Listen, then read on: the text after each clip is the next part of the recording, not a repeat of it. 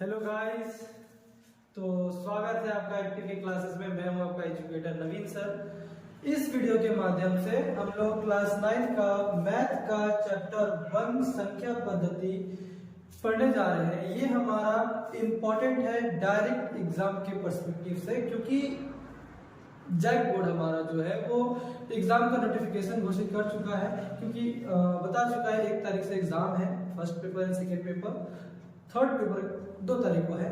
तो ये वीडियो हमारे एग्जाम के पर्सपेक्टिव से इम्पोर्टेंट है। आप अगर कुछ नहीं पढ़े हैं साल भर तो घबराने की आवश्यकता नहीं है। मैं आपके लिए वीडियो लेकर के आया हूं। हम लोग पहले इंट्रोडक्शन पढ़ेंगे, पूरे चैप्टर का डिटेल पढ़ेंगे। चैप्टर डिटेल पढ़ने के बाद हम लोग डायरेक्ट क्वेश्चन पे आएंगे, वो भी एमसीक्यूज। और एमसीक्यूज को एक एक सॉल्व करके जो इंपॉर्टेंट होगा एग्जाम के पर्सपेक्टिव से, उसे हम लोग सॉल्व करेंगे और समझेंगे कि कैसे जैक हमें क्वेश्चन पूछता है। तो ज्यादा वीडियो को लंबा ना करते हुए हम लोग पहले आते हैं संख्या पद्धति। देखिए संख्या पद्धति पहले क्या है, पहले इसको समझ लेते हैं। बोल रहा है कि संख्याओं को लिखने, कोई भी संख्या 1 2 3 4 5 6 7 माइनस में, जीरो में, कोई भी नंबर आप लिखने और संख्याओं के नामकरण, उसको नाम देना। अलग अलग संख्याओं के प्रकार होते हैं, आगे पढ़ेंगे हम लोग। अब संख्याओं को भी नाम देना है। इस व्यवस्था को, नामकरण को व्यवस्थित करने की प्रक्रिया को, करने की पद्धति को हम लोग क्या कहते हैं? संख्या पद्धति।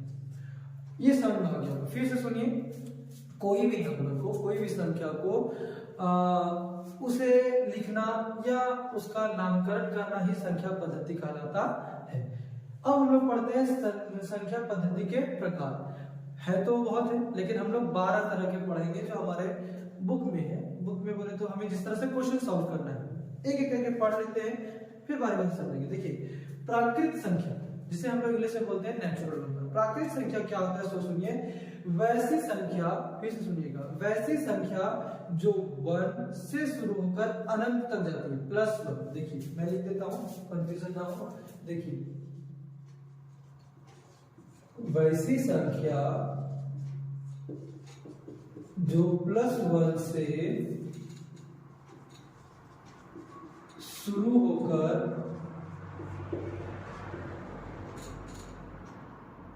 अनंत तक जाती है, प्राकृत संख्या कहलाती है। इसको अगर हम लिखना चाहें तो उदाहरण में कैसे लिखेंगे? +1 2। देखिए प्लस में प्लस को हम लोग जल्दी लिखते नहीं है, क्योंकि अगर कोई नंबर डायरेक्ट दिया हो बिना साइन का तो हम लोग समझते क्या है कि वो ऑलरेडी प्लस में। तो प्लस ना दे तो बेहतर है, वो सिर्फ लैंग्वेज के लिए है।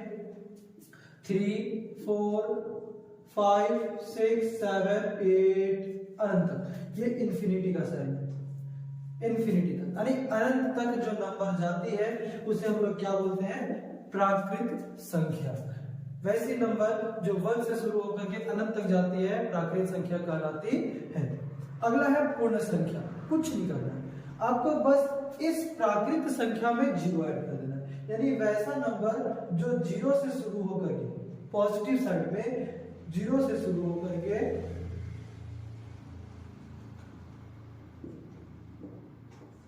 अनंत तक जाती हो, उसे हम लोग क्या कहते हैं? पूर्ण संख्या। बस प्राकृत संख्या में अगर हम लोग 0 को ऐड कर दें तो वह संख्या क्या बन जाता है?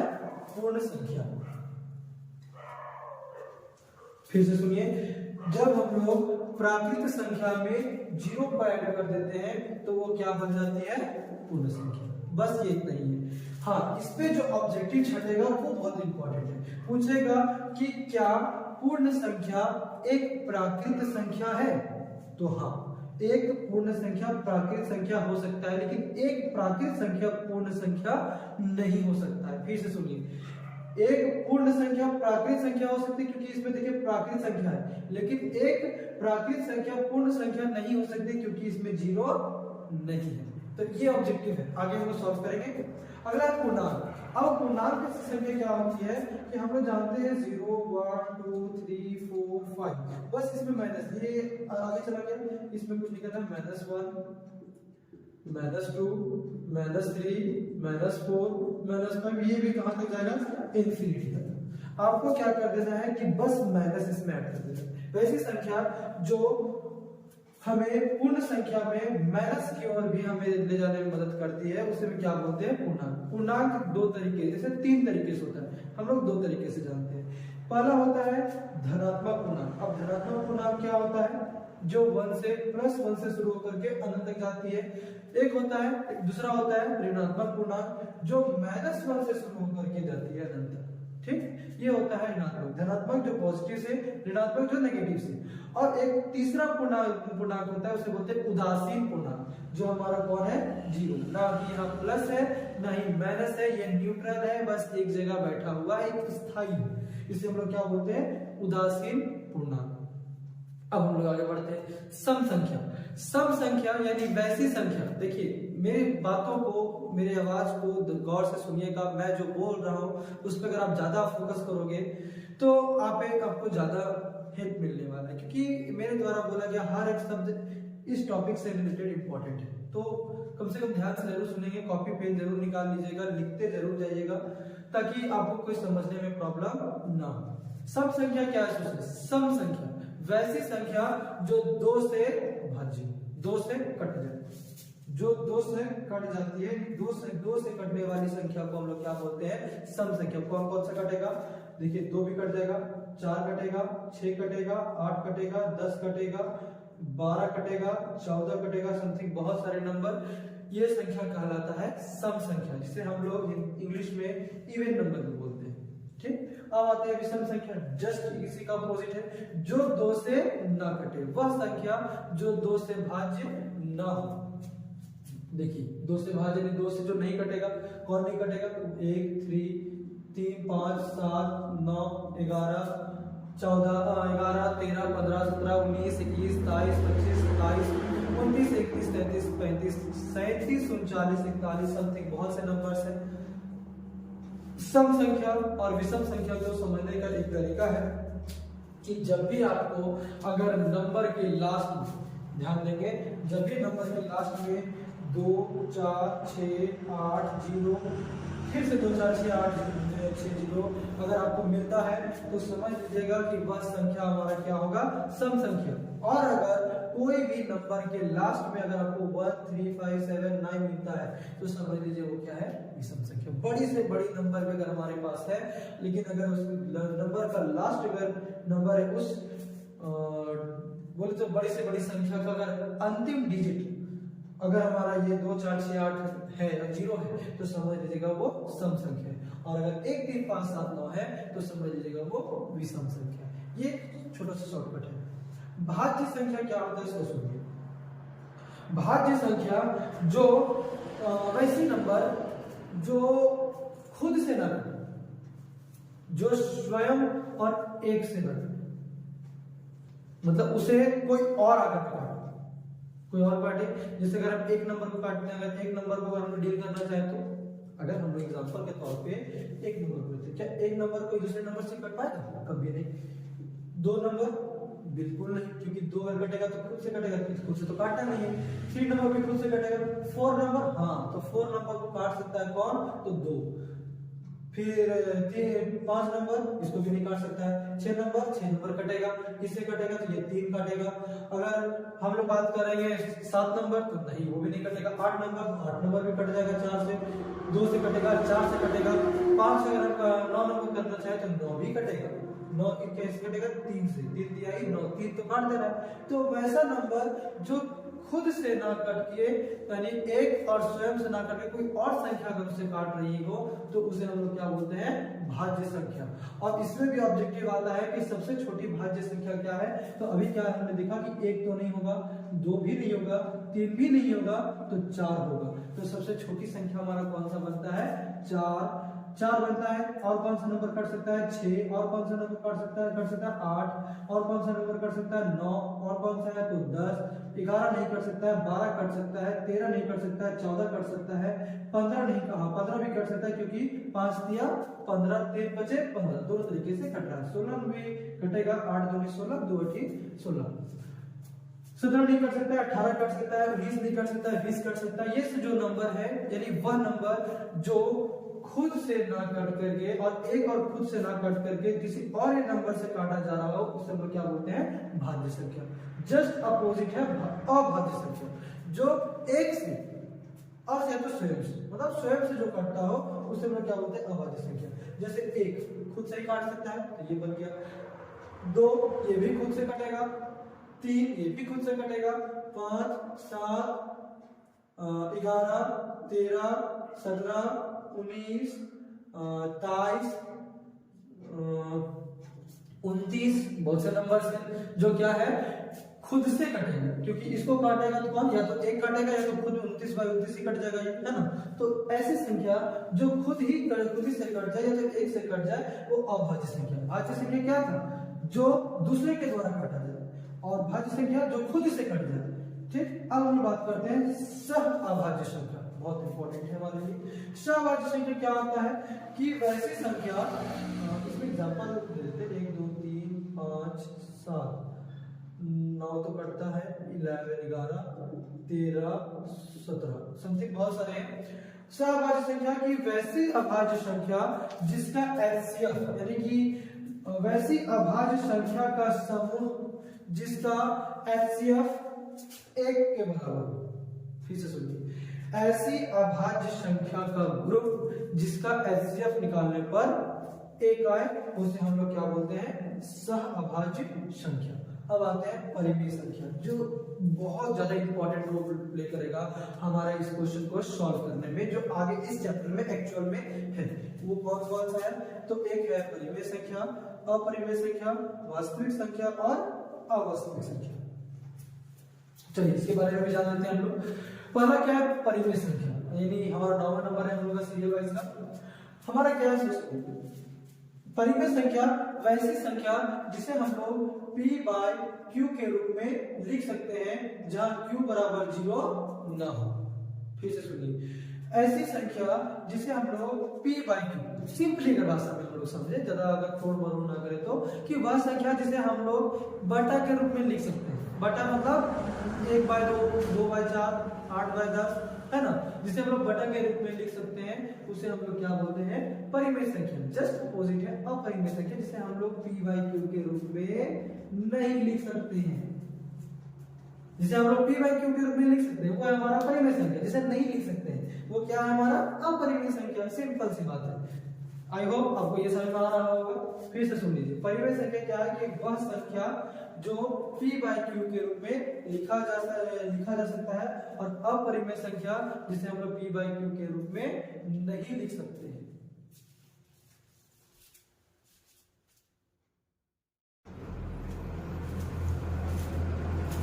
चलिए हम लोग पढ़ते हैं वास्तविक संख्या। वास्तविक संख्या क्या होता है कि वह संख्या जो परिमेय संख्या और अपरिमेय संख्या दोनों से मिलकर सम्मिलित हो, मतलब ऐसी संख्या जिसमें परिमेय संख्या भी हो और अपरिमेय संख्या, जैसे 5/12 और भी एग्जांपल्स है ना, जिसे हम लोग क्या बोलते हैं, वास्तविक संख्या। अवास्तविक संख्या क्या होता है कि वैसी संख्या, सबसे पहले चीज ये संख्या नहीं, ये एक काल्पनिक नंबर है। जैसे अगर हम रूट में -172 175 माइनस में अंदर क्यों, रूट के अंदर क्यों, तो ये काल्पनिक नंबर, ये एक एक्चुअल नंबर नहीं है, इसलिए हम लोग इसे क्या बोलते हैं, अवास्तविक संख्या। देखिए अभी तक में हम लोगों ने क्या सॉल्व कर लिया है कि ओवरऑल क्या है संख्या पद्धति, है ना। संख्या पद्धति के प्रकार को हम लोग ने मिल करके देख लिया है, यानी कि संख्या पद्धति फिर से अगर हम लोग पढ़ना चाहें तो संख्याओं को लिखने और उनके नामकरण के को व्यवस्थित करने की पद्धति को हम लोग संख्या पद्धति कहते हैं। खत्म कहानी, एक बार में लिखने और संख्याओं के नामकरण को व्यवस्थित करने की प्रक्रिया को संख्या पद्धति कहते हैं। ये 12 प्रकार के हैं। प्राकृतिक संख्या जो 1 से शुरू होती है, पूर्ण संख्या जिसमें जो 0 से शुरू होती है, पूर्णांक संख्या जो माइनस में भी हो, 0 भी हो और आगे भी हो, जिसमें पूर्ण संख्या भी हो और प्राकृतिक संख्या भी हो और साथ में माइनस भी जुड़ गया। अब पूर्णांक को 3 भाग में हम लोग बांटे थे, कौन कौन सा, तो एक धनात्मक पूर्णांक जो +1 से आगे की हो, ऋणात्मक पूर्णांक जो -1 से उधर पीछे की हो और अनंत तक जाती हो, और एक उदासीन पूर्णांक जो न्यूट्रल हो यानी कि 0, ना ही प्लस से मतलब नहीं माइनस से मतलब, क्योंकि जीरो में अगर प्लस डाले या माइनस डाले जीरो को तो कोई फर्क पड़ेगा ही नहीं, उसे बोलते हैं उदासीन पूर्णांक। अब आ जाए सम संख्या जो 2 से विभाजित हो जाए, विषम संख्या जो 2 से विभाजित ना हो जाए, भाज्य संख्या जो खुद से एक या खुद से ना करके किसी और नंबर से काटा जाए उसे हम लोग क्या बोलते हैं, भाज्य संख्या। अभाज्य संख्या जो एक खुद से या एक से या तो खुद से जो नंबर कट जाए उसे अभाज्य संख्या। सहभाज्य संख्या मतलब ऐसे अभाज्य संख्याओं का गुण जिसे हम लोग एचसीएफ निकालने पर उसका सदैव उसका एचसीएफ 1 आता है, उसे सहभाज्य संख्या कहते हैं। परिमेय संख्या क्या होता है, तो परिमेय संख्या जिसे हम लोग p/q के रूप में लिख सकते हैं, अपरिमेय संख्या जिसे हम लोग p/q के रूप में नहीं लिख सकते हैं। हमारा वास्तविक संख्या जिसमें दोनों परिमेय और अपरिमेय संख्या दोनों का सम्मिलित रूप हो, और हमारा वास्तविक संख्या अवास्तविक संख्या जो यह एक काल्पनिक संख्या है। चलिए यहाँ तक आई होप किसी को दिक्कत ना हुआ हो। आप लोग चाहे इसे नोट डाउन कर सकते हैं, समझ सकते हैं, वीडियो को आप रिप्ले कर सकते हैं, कोई दिक्कत नहीं। अब हम लोग आगे बढ़ते हैं ऑब्जेक्टिव क्वेश्चंस की और हम लोग अब क्वेश्चंस को सॉल्व करने वाले हैं बारी बारी से, कैसे क्वेश्चंस एग्जाम में पूछता है।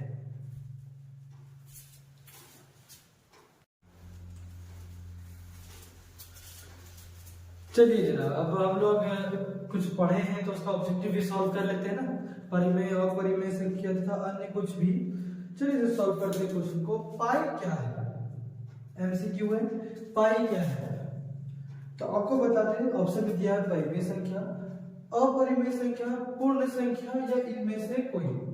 तो हमेशा ध्यान में रखिएगा कि पाई एक अपरिमेय संख्या, क्योंकि इसे हम लोग p/q के रूप में नहीं लिख सकते हैं। परिमेय संख्या क्या है जिसे हम लोग p/q के रूप में लिख सकते हैं। हम लोग अपरिमेय क्या जिसे नहीं लिख सकते हैं। पूर्ण संख्या क्या था, जो 0 से शुरू हो रहा था, पहली चीज की पूर्ण संख्या तो होगा नहीं। अपरिमेय संख्या, परिमेय संख्या तो जिसे हम लोग p/q के रूप में लिख सके तो एकदम नहीं होगा, इनमें से कोई तो बिल्कुल नहीं। परिमेय संख्या, इसका फाइनल आंसर क्या बनेगा, परिमेय अपरिमेय संख्या, क्योंकि इसे हम लोग p/q के रूप में, पाई को p/q के रूप में इसे कुछ लिख ही नहीं सकते हैं ना, अपने से भी दिमाग लगा सकते हैं। अगला क्या है, √2।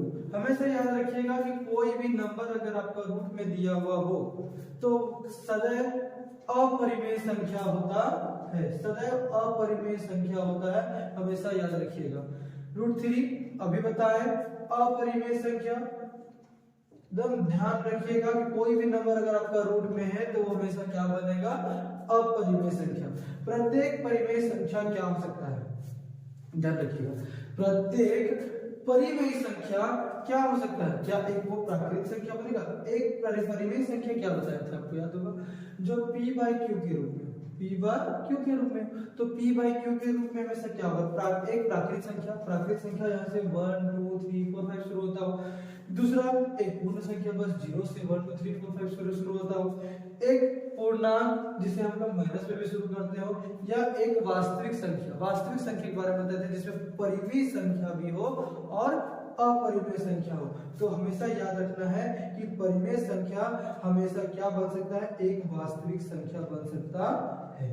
हमेशा याद रखना है कि एक प्रत्येक परिमेय संख्या क्या होता है, एक वास्तविक संख्या होता है या तो अवास्तविक संख्या होता है। तो ये वास्तविक संख्या। अगला क्वेश्चन है कि 3 - √3, फिर से सेम क्वेश्चन पे रूट में आ गया। तो अभी बताए थे कि कोई भी नंबर अगर आपका रूट में दिया हो तो वो हमेशा क्या होता है, अपरिमेय संख्या। अभी बताया है ना, इसमें कुछ क्वेश्चन टफ नहीं है, ये सिर्फ एक लैंग्वेज बेस्ड क्वेश्चन है, इसलिए हम इसमें सॉल्व नहीं कर रहे हैं। आगे न्यूमेरिकल्स क्वेश्चंस हैं, नंबर पे बेस्ड क्वेश्चंस है, उसको सॉल्व करते जाएंगे।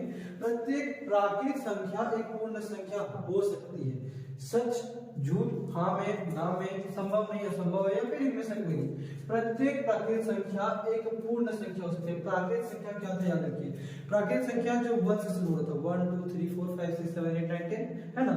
पूर्ण संख्या हो सकता है, नहीं हो सकता है, क्योंकि पूर्ण संख्या हमेशा 0 से शुरू होता है और प्राकृतिक संख्या 1 से शुरू होता है, तो नहीं हो सकता है। तो इसका आंसर क्या बन जाएगा, असत्य। ये झूठ बोल रहा है, ये किसका कहना होता है, लेकिन हमारा कहना क्या नहीं होता है, तो ये क्या है, असत्य है।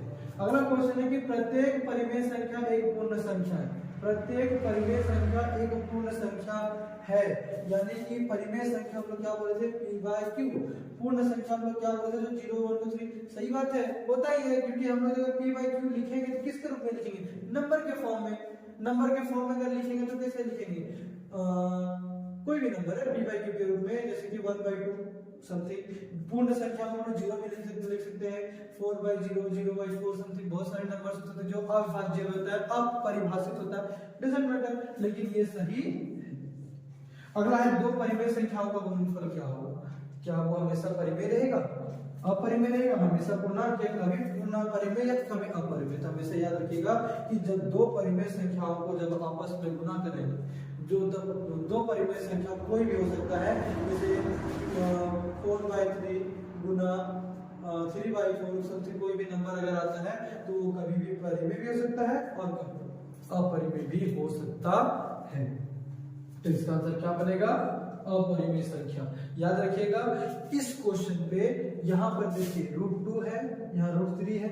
ये बहुत हम क्वेश्चन इंपॉर्टेंट है, ये बहुत बार पूछा हुआ क्वेश्चन है, VBI समझ लीजिए, क्योंकि पाई हमेशा पूछता है कि पाई क्या है, परिमेय अपरिमेय। हमें ये बताया कि हमेशा अपरिमेय है। यहाँ √3 की जगह √5 पूछ सकता है, √2 की जगह √5 बोल देगा, √3 की जगह √10 देगा, √10 की जगह कुछ और दे देगा। नंबर्स वेरीज कर सकता है, नंबर चेंज हो सकता है। इसलिए याद रखिएगा अगर कोई भी नंबर अगर आपका रूट में हो तो वो हमेशा सदैव क्या रहता है, अपरिमेय संख्या। बाकी हम लोग जो इंट्रोडक्शन पढ़े थे उसके आधार पर हम लोगों ने क्वेश्चंस को सॉल्व किया। इस आधार पर भी अगर आपका कोई क्वेश्चन आता है कि वो क्या है, परिमेय संख्या, अपरिमेय संख्या, तो हमेशा याद रखना है कि सदैव वो क्या होता है, अपरिमेय संख्या होता है। इसमें कोई डाउट है, कोई दिक्कत नहीं। अब हम लोग आगे बढ़ते हैं। आगे क्या है, आगे का देखिए दशमलव प्रसार है, जोड़ है। इसमें हम लोग संख्याओं को, परिमेय संख्याओं को अपरिमेय संख्याओं को जोड़ेंगे। इसमें कुछ फॉर्मूलाज है, फॉर्मूलाज पे भी ध्यान देंगे, है ना। आई होप आपको ये समझ में आया हो। आप चाहे तो नोट डाउन इसे कर ले।